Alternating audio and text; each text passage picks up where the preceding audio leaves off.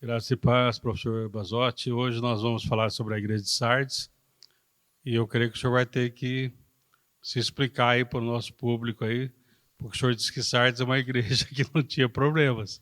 E eu falei para os irmãos, se alguém está esperando, né, para trocar de igreja, esperasse hoje, porque hoje é o dia que... Se alguém se empolgou aí, agora vai desempolgar logo, logo.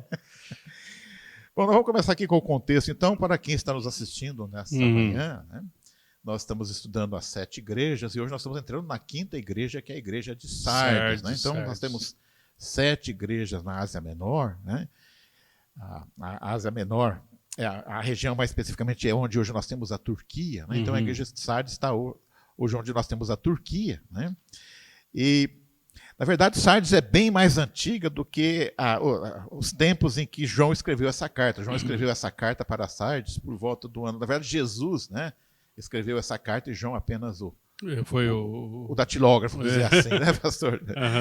Então, essa carta foi escrita por volta do ano 90, mas Sardes ela já existia, eu estive lendo, existe o chamado Reino da Lídia, que é uma sequência de um outro reino anterior chamado Reino dos Hititas. Né? Sim, sim. Então, o Reino da Lídia ele surge no 12º século antes de Cristo.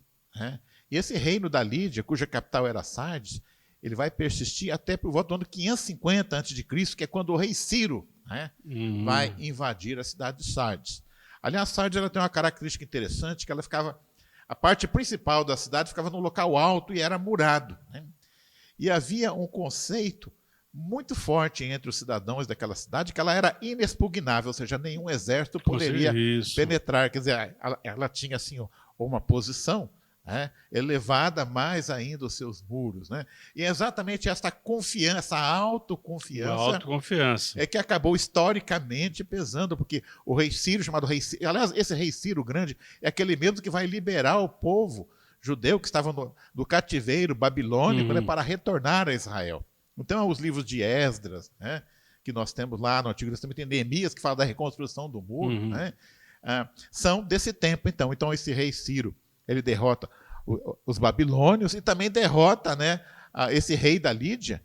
E a história, né, enfatiza muito isso. Né, quer dizer, eles, à noite, né, eles encontram um caminho para entrar na cidade e ficam surpreendidos que não havia ninguém vigiando. Os caras estavam tão confiantes que não havia aquela guarnição noturna para cuidar. Então, até tomaram fácil a cidade. Então, a ideia, quando se fala em Sardes, né, a ideia que se fica é essa. É uma cidade que perdeu, né, o seu status simplesmente porque bobeara. Né?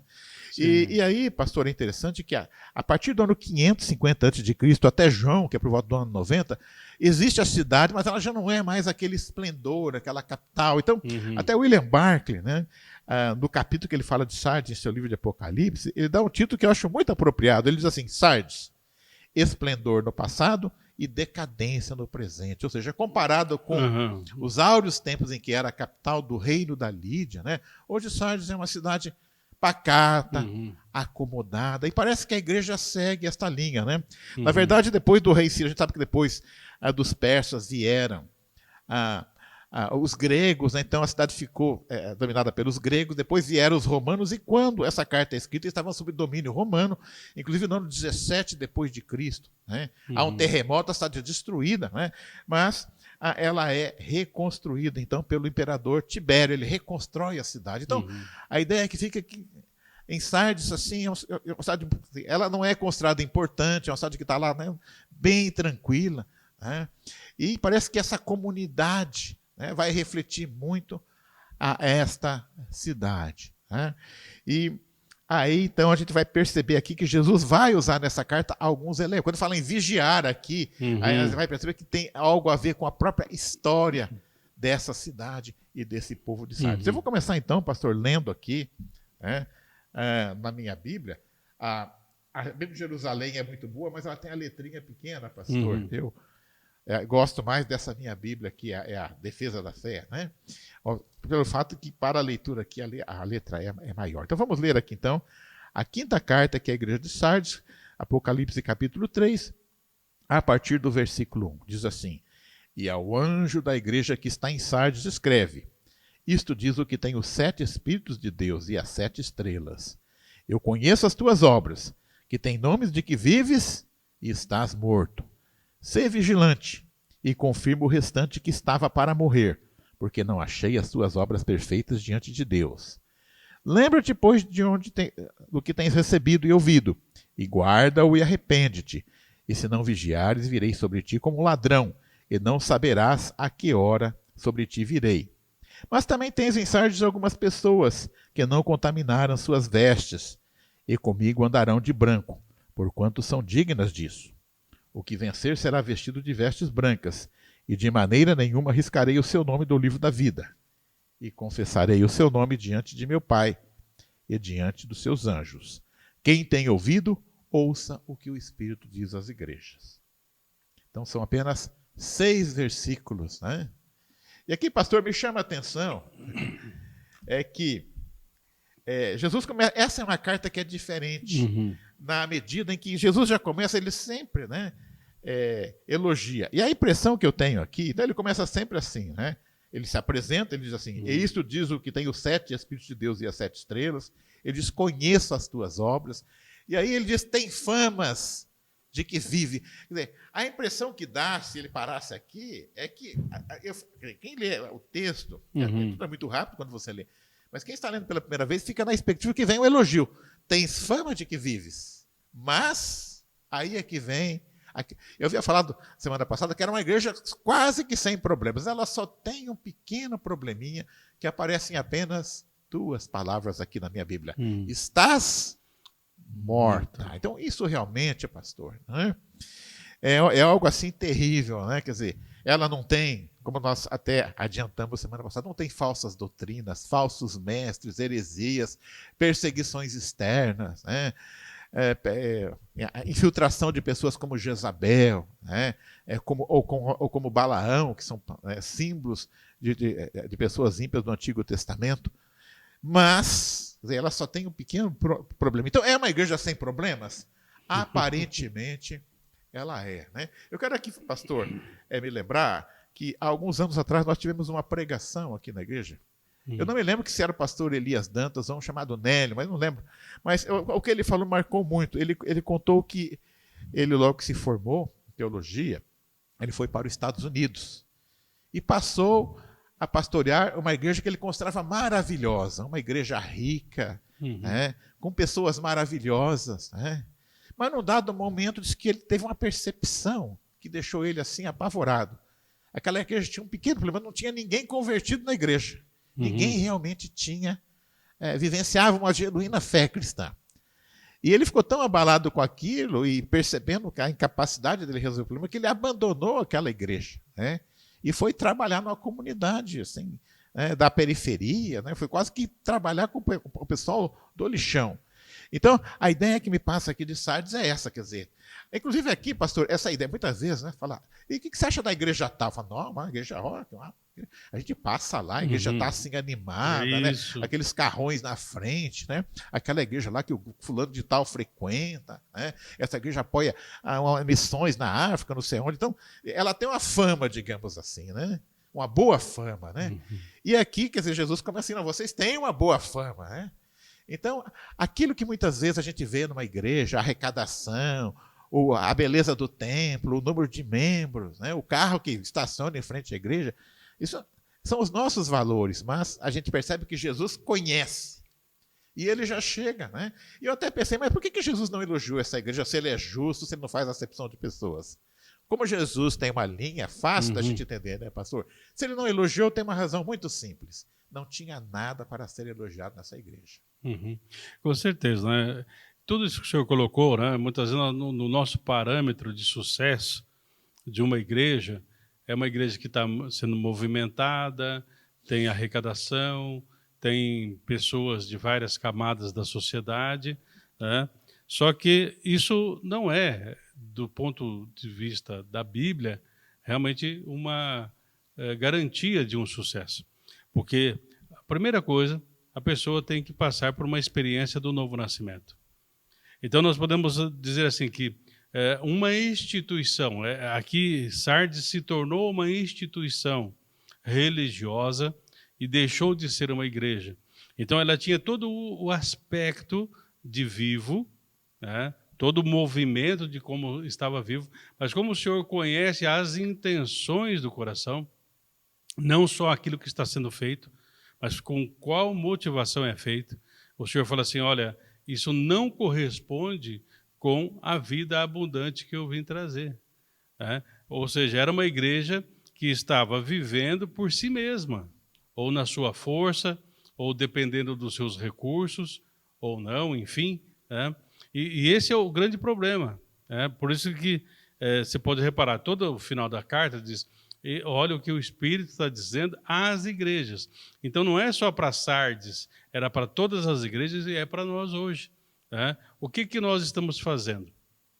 Há uma canção antiga que diz assim, o que eu estou fazendo se eu sou cristão?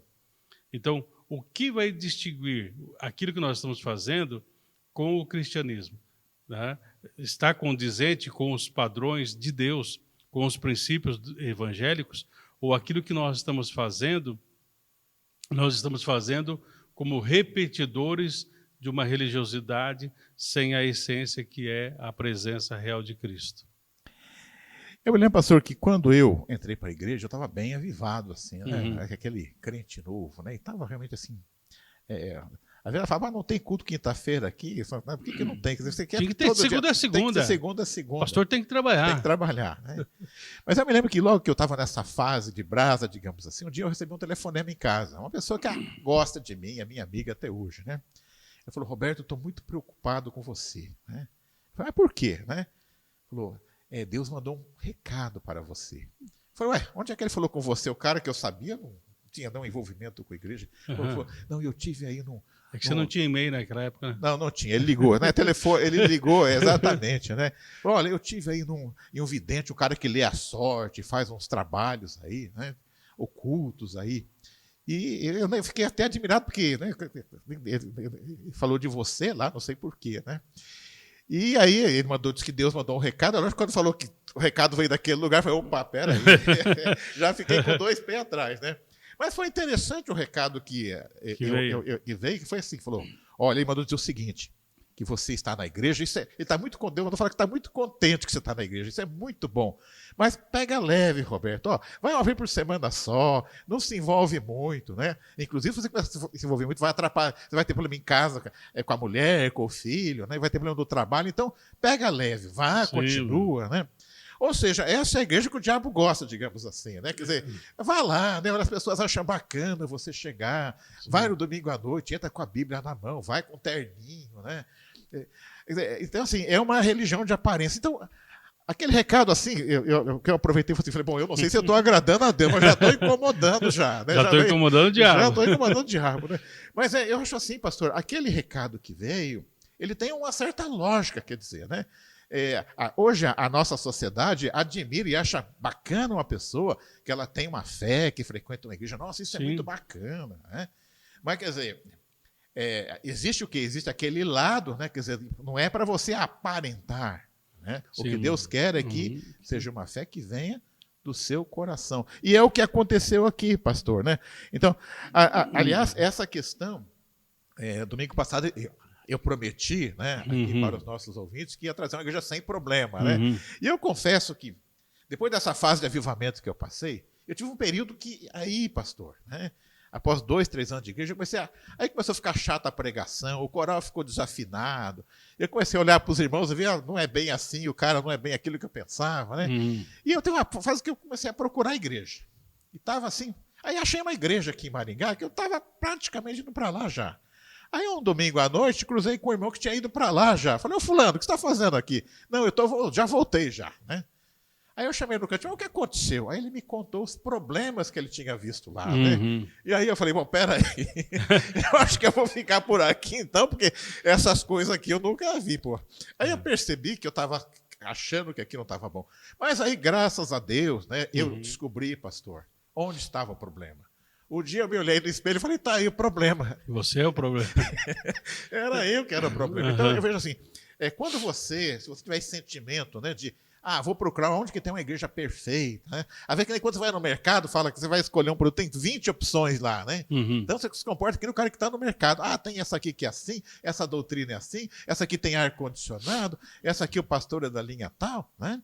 E aí você se esquece realmente o que é a igreja. A igreja não é o templo, né, pastor? Sim. Mas é a presença de Deus, né? Em cada pessoa, né? Em cada pessoa. Até o bispo Richard, né, numa época, ele contou de um paroquiano dele, né, que falou para ele que ia deixar, ele era pastor ainda, né, então, que ia deixar a igreja porque tinha encontrado a igreja perfeita, né? E o bispo Richard falou assim, então não vá para lá não, irmão, porque você vai estragar aquela igreja. Então, realmente é isso, né? A gente cair em si e perceber, né, que muitas vezes nós é que estamos errados, a nossa percepção está errada.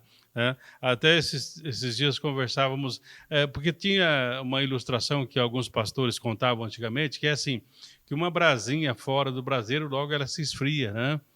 Mas aí a gente começa a analisar, por exemplo, Daniel, ele foi uma brasinha fora do braseiro, ele saiu da religiosidade dele, de Israel, ele saiu do convívio familiar, enfim, foi raptado, vamos dizer assim, foi para uma terra estranha, mas ali ele determinou no coração dele não se contaminar com as finas iguarias do rei, enfim, então ali ele manteve a chama acesa. Então, a essência do cristianismo é isso, nós mantemos a chama acesa porque a chama é Cristo, a chama é o Espírito Santo, não é o pastor A, B, C ou D, não é o movimento, não é o tipo de música, não é o tipo de rótulo que tenha, né? Por exemplo, porque é pentecostal, porque é isso, porque é aquilo, aquilo outro, não, ele tem a marca de Cristo na sua vida. Agora, se nós tivermos qualquer outro tipo de marca, aquela marca vai ser desgastada. Quantas vezes a gente vê aí, né, o pessoal saudosista, né, no Facebook, fala assim, você já viu isso? Né? Por exemplo, Crush, que tinha aquele refrigerante de laranja, hoje não tem mais. Essas marcas foram desaparecendo, algumas marcas foram desaparecendo. E esses tipos de marcas humanas desaparecem, mas a marca de Cristo em nós, o penhor, que é o Espírito Santo, isso não desaparece. Então, essa igreja aqui, podemos dizer assim, que eles começaram no Espírito, porque toda a igreja começa no Espírito, mas terminaram na carne, como a igreja de Gálatas. Pastor, aqui, a palavra mais pesada aqui é essa, né? Estás morto. Eu acho que é importante esclarecer para os nossos ouvintes. Eu vejo assim, na Bíblia nós temos a palavra morte em dois sentidos. Temos a morte natural, como nós entendemos. É o caso lá, por exemplo, Caim matou Abel. Aquilo é uma morte, digamos, natural, né? E às vezes lá fala, houve uma batalha, morreram tantos soldados, então isso é morte natural. Mas aqui quando ele fala está morto, né? Esse morto, quer dizer, a igreja você passa lá, tá animadinha às vezes, porque fala, tem fama que vive. Então você passa lá e fala, tá animado aqui, né? O coral aqui tá bonitinho, a pregação está bonitinha, né?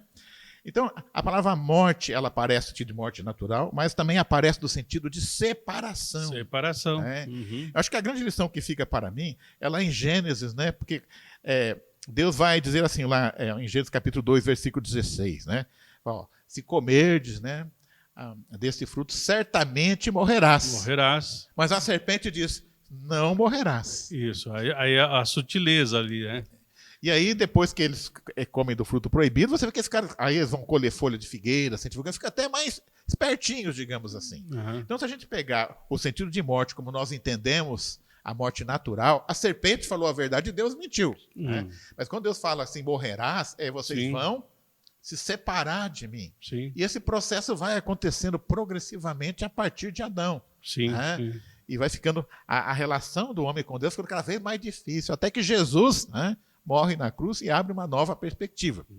Então, quando aqui diz, né, estás morta, né, ele está falando que é uma igreja que perdeu como um todo. Né? Sim, aquele contato com o divino. Com o divino. Tanto se a gente pegar lá o texto de Oséias, o Senhor fala assim para eles ali assim, olha, o cântico de vocês me incomoda. Quer dizer, vocês pensam que está me agradando com esses cânticos? Isso me incomoda, isso me irrita. E aí, então, aí ele fala assim, e essas festas solenes que vocês fazem porque vocês gostam disso, mas isso não me agrada. Então, por quê? Porque se tornou um ritual vazio. Né? E esse é o problema, quer dizer, não é que eles não estavam fazendo nada, que ela estava morta ou fechada, essa igreja. Não, eles continuaram a fazer coisas, tendo uma aparência de religiosidade, mas totalmente desprovido da vida de Deus. Né? Então, aí o Senhor fala assim, né, para o povo, fala assim, olha, o que vocês estão me oferecendo lá em Oséias, falou, o que vocês estão me oferecendo não me agrada. Né? Seria como, professor, no Êxodo ali, quando teve aquela praga das serpentes, Deus fala assim, olha, então faça a serpente de bronze, né? Quem olhar para ela vai ser restaurada a saúde, enfim, né? Mais tarde, no livro de Reis, nós encontramos que eles fizeram culto a essa serpente de bronze. Perdeu o foco. Chamando de Neustã. Ou seja, aquilo que antes tinha sido uma manifestação bonita de Deus, né, de vida e tal, eles tentam repetir aquele modelo. Só que sem a essência, Deus não havia falado para fazer isso. Né? Então, depois aí é uma quebra dessa serpente de bronze, enfim. Né? Então, nós temos que tomar cuidado hoje, nesse sentido. Né? O que nós estamos fazendo, Deus mandou fazer? Então, porque muitas vezes nós temos uma ideia na cabeça, né? Fala assim, agora vai, agora é isso, agora é aquilo, né?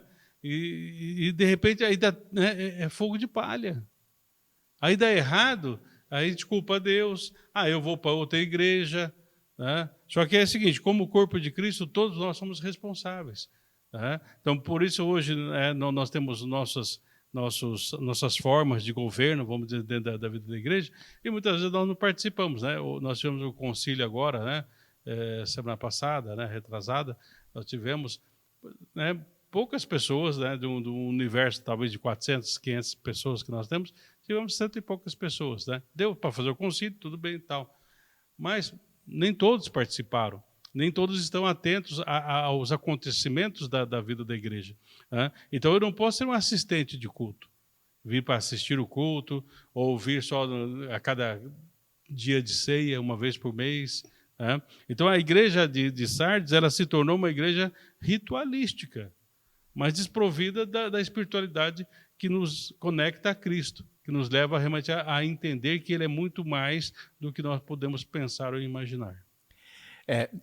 Eu vejo assim, pastor, é uma pergunta que eu me fiz, mas por que essa igreja ainda é chamada de... Por que Jesus chama ela de igreja, né? O bom é que Apocalipse ele é autoexplicativo também, porque ele vai dizer assim, e confirma os restantes que estavam para morrer, ou seja, a igreja como um todo, ela está morta quando ele fala da maioria, mas existe ali em 100, você tem 1 ou 2 que ainda permanecem fiéis. Então, sim, a igreja ainda ela é chamada de igreja. A gente costuma pensar a igreja quando pensa no templo, porque a igreja não é o templo. São as pessoas. A igreja são as pessoas, e das pessoas, as que estão como servos servindo a Deus em comunhão com Deus. Então, daquelas que estão ali, né, muitas delas realmente não estão realmente vivendo mais uma fé genuína. Se afastaram da fé genuína, está só a casca ali. Né? Então, mas Jesus diz, olha, confirma os restantes, ou seja, existe um remanescente fiel. Sim, e é para eles que ele aqui está se dirigindo. Né? E a partir disso, né, professor, se o Senhor está se dirigindo a esta igreja, tem o remanescente, e eles são importantes, porque quando o Senhor vier buscar, eu entendo que em cada grupo, em cada lugar onde a igreja do Senhor Jesus está, nem todos vão, né? Se a gente pegar o texto lá de Mateus, vai 50%. Né? Um vai ficar, o outro vai, né? Um fica, outro sobe, enfim, tal. Mas a ideia é que o Senhor está dizendo assim, tem um grupo que está tendo vida e vida com abundância, mas isso é para toda a igreja. Não é um grupo exclusivo. Mas assim como eles buscaram, eles vão ser confirmados e vão crescer dia a dia. Né? Então, o nosso objetivo nós também podemos crescer, nós também podemos ser esses que estão buscando o Senhor.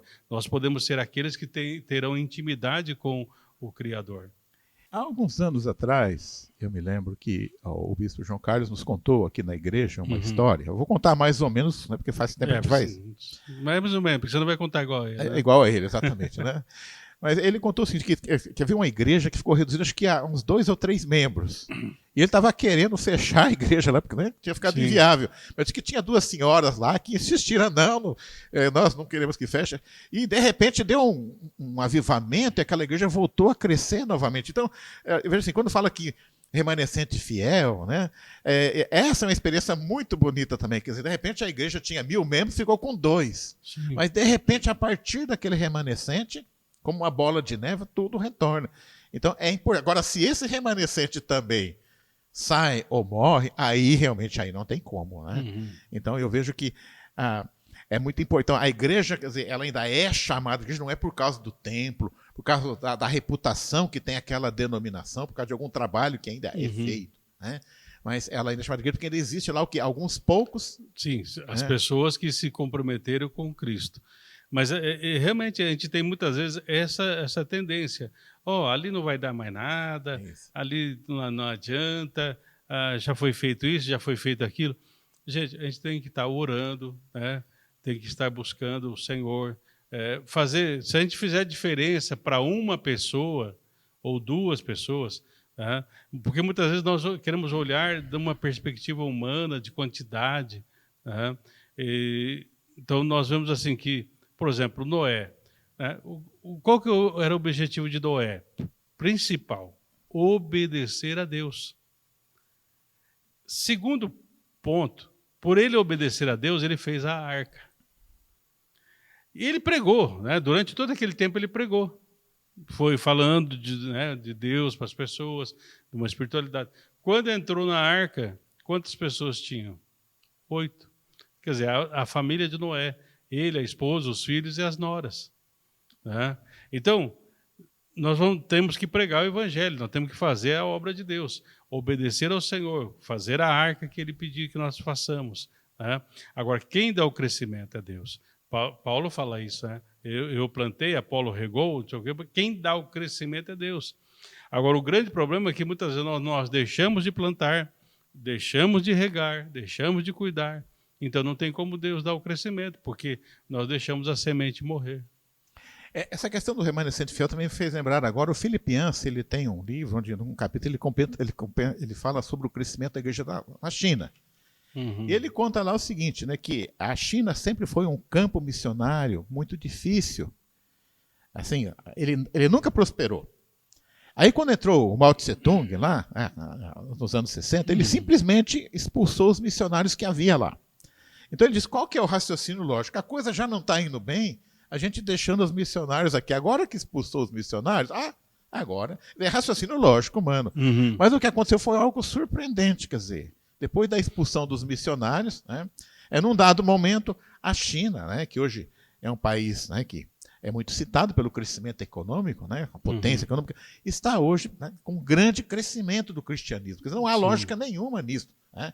Por que ele cresce lá? Quer dizer, então, de repente, aquele remanescente fiel é uma base, né, para que aconteça. É o caso da Coreia também, nos anos 70 e 80, era um país, né, não cristão, e hoje grande parte da população é cristã. Então, esse remanescente ele é importante, quer dizer, aquela chama que não apagou, mas que é suficiente para iniciar um incêndio, digamos assim. Porque assim, a ideia é assim, se nós estamos cheios do Espírito, nós temos que impactar. Esse impacto, ele vem através da presença do Espírito Santo em nós. Não é por falarmos palavras bonitas, não é por termos uma música de qualidade. Tudo isso é importante, é bom, é gostoso, né?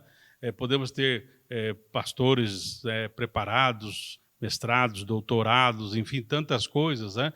Isso é bom, mas o que impacta é uma igreja, não é só um grupinho, né? Porque isso é para toda a igreja, ser movida no Espírito Santo, né? Ser realmente instrumento de Deus. E aí então ela começa a fazer a diferença. A diferença onde ela está. Não por ela ter uma instituição ou ter uma forma de culto em si, mas pela qualidade do caráter de cada um dos seus membros. Pastor, eu sinto que há nessa igreja uma marca dela, é uma apatia. Porque veja bem que interessante, nessa igreja não tem falsas doutrinas. E eu vejo assim, as heresias, a função da heresia, eu vejo, é criar confusão na igreja, né? Então, a heresia ela incomoda quando a igreja está viva na palavra. né? Então, quer dizer, se alguém vem com alguma ideia diferente sobre um assunto que não te interessa, essa é uma regra geral, né? Vamos imaginar o seguinte: alguém diz assim, olha, vai mudar a regra do ping-pong, eles querem fazer com que a raquete ping-pong fique reduzida à metade. E vai ter um debate aqui hoje, né, na televisão, os coreanos querem que diminua e os chineses não querem. Aí você vai assistir e fala, na verdade, eu joguei ping-pong lá quando era criança, não estou muito interessado se vai aumentar o tamanho da raquete, é mais ou menos diferente. aqui. Se de repente alguém falar, tem uma doutrina nova, se você não está nem interessado na doutrina velha, você vai interessar por essa doutrina nova? Então, eu vejo assim, até os hereges têm dificuldade nessa igreja, porque ninguém está nem aí. Então, eu acho que há uma apatia muito grande. Isso dificulta até o trabalho de falsos profetas. Então, aqui no versículo 2, né, fala assim, que o Senhor achou as obras, não tenho achado íntegras as tuas obras. Né? A palavra grega traz assim, ideia de um vazio em suas motivações. Quer dizer, eles estão fazendo assim, vamos fazer, se der bem, se não der bem. Entendeu? Vamos fazer um negócio aqui. Entendeu? Então, é fazer por fazer. Né? Se der certo, bem. Se não der certo, tudo bem também. Se o rio estivesse subindo, descendo, não importa. Né?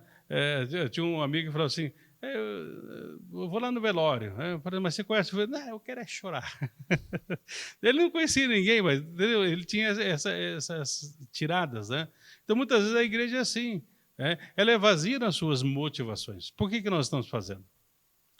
Primeiramente, nós fomos chamados para a glória de Deus, para glorificarmos o nome do Senhor. Então, se nós fizermos o que nós pudermos fazer na igreja, se o que estivermos fazendo não glorifica o nome do Senhor, aí é uma obra não íntegra.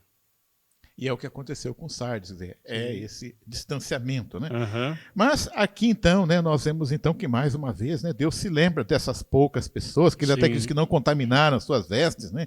E comigo andarão de branco, né? Ele faz para essa comunidade então uma promessa, né? Que ele sempre faz para os fiéis da igreja. Ele diz assim no final: o que vencer será vestido de vestes brancas, e de maneira nenhuma riscarei o seu nome do livro da vida, e confessarei o seu nome diante de meu Pai, diante dos seus anjos. Então, há, mais uma vez, uma preciosa promessa para aqueles que ficam. Mas, para os que ficam, para os poucos, né, há uma palavra muito forte aqui que nós estamos falando, pastor, que é a questão de vigiar. Né?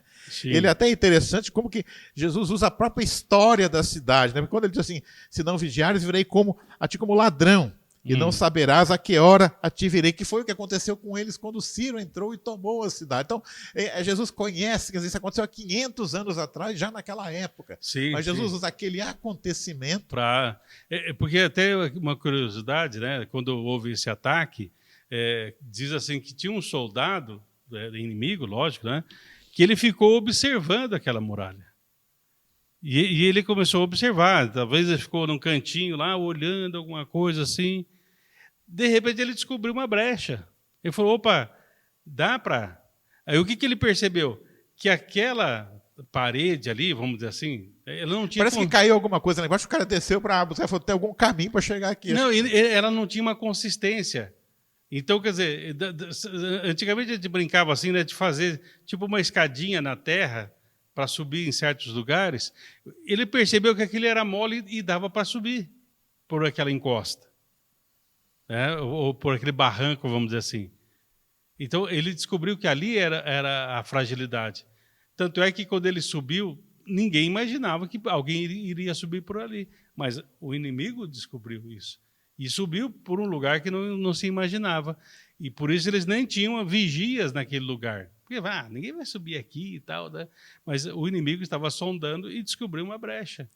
Aqui, pastor, aqui entra aquela questão que é um ponto fraco do ser humano, é a autoconfiança. Né? A autoconfiança. Então, você se sente muito confiante, fica acomodado. Agora tá bom. Agora, nós estamos uma igreja grande, nós estamos tem recurso financeiro, nós temos lá 70 pessoas do Ministério de Louvor, nós temos lá 200 do Ministério de Intercessão, agora, entendeu? A igreja viva e pula aqui e pula lá e tal.